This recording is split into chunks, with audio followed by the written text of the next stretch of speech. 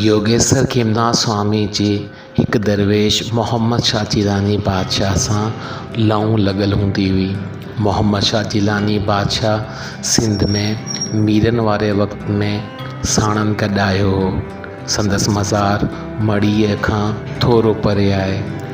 योगेश्वर खेमनाथ स्वामी जिन संजा खां पोइ अक्सर करे जिलानी बादशाह जी मज़ार ते वेंदा हुआ ऐं साणनि रूहानी रिहाण कंदा हुआ।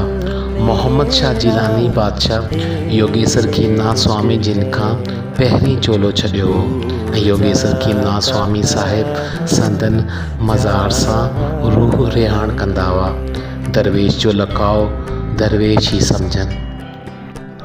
हिकु दफ़े संजाह खां पोइ योगेश्वर खेमनाथ स्वामी जिन दरगाह जे दड़े वारे रस्ते मथे चढ़ी आया ऐं छा ॾिसनि त दरगाह जे दरवाज़े ते हिकु वॾो तालो लॻो पियो आहे।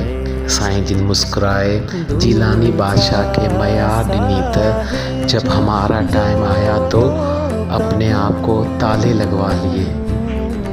अञा इहो चवण जी देरि हुई जो तालो वञी हेठि किरियो ऐं दरवाज़ो खुली वियो त साईं जिन अंदरि मज़ार ॾे हलिया विया ऐं वरी दरवाज़ो ख़ुदि ब ख़ुदि बंदि थी वियो।